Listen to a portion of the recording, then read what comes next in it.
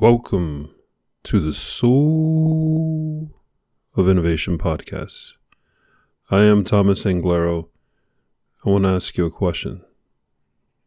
Have you ever reflected before you did something on the ramifications, on the cost to the individual that you are making a decision on, voted for? Let me put it all in context. Today we're beating the drums of war. Everyone in the world. It was October 2022. We have Ukraine fighting with Russia, the United States fighting with Russia, China, North Korea, everyone.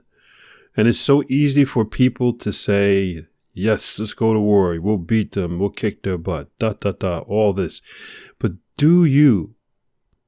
If you are one of these people, do you understand what is the ramifications of saying that, of doing that, just saying that, on deciding that? Let me flip it around. Have you ever been in a physical fist fight and got punched in the face?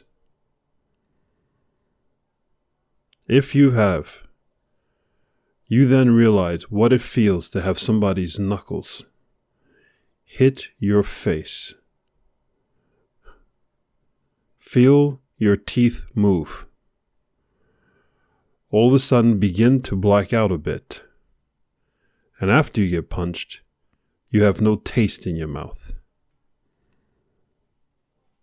I know this because I'm experiencing it right now because it's happened so many times. I had so many fist fights in my life. And because of that, because I've been punched in my face, I've been punched the right side of my face, left side of my face, into my nose and broken my nose, on my lips, my lips swell up. Because I actually experience the ramifications of a decision of violence or a decision that changes someone's life. And in this example, being punched, someone decided to hit someone, which was hit me. But I've hit other people as well. I've punched people in the face. I punched them in the right side, the left side, their nose, broke their nose, their lips, same thing. But because I understand what it feels like to be punched and how horrible the leftover results of being punched in the face is to a person, it is very difficult for me today to punch someone. Lord knows some people deserve it. And I know a lot of you are probably going, well, that's not nice to say. C'est la vie. But the cost of doing something like that, the cost of the decisions we make change everything. There is a cost. Today, young people have access to powerful tools where they can voice their opinion, they can complain, and they feel empowered, entitled. But they don't have the experience of being punched in the face yet, if you know what I mean. They can file a complaint, they could complain, they can get on social media and say all these things, and it has a huge effect. It ripples through the internet world. It ends up on the morning news. It ends up in a newspaper. It ends up on the radio. It ends up in podcasts. It ends up in talk shows. And it's this individual just screaming or expressing their opinion, but they don't know what the cost of what they've done. If they understood that what they've done is set off a ripple effect that changes things, that somebody may go hungry, a child may cry, they would hesitate. Do you hesitate before you say the things you say about people? Do you hesitate before you vote for something? Or do you vote purely from anger or spite?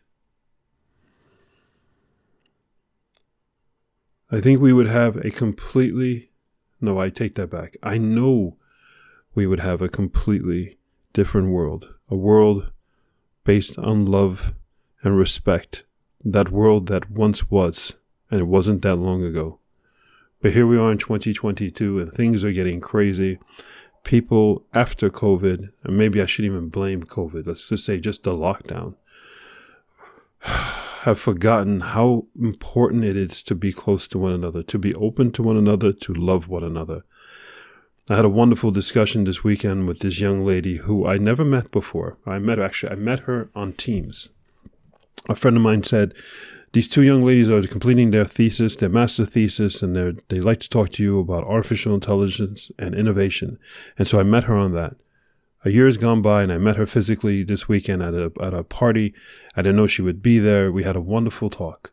And in part of the talk, she was telling about how difficult it is today, how impossible it is today to meet people, to meet a boyfriend, to meet anyone to get close. It was difficult before the lockdown, but now she goes, it's impossible. People don't know how to open. People don't know how to be themselves. People have forgotten how to love and how to position themselves to be loved.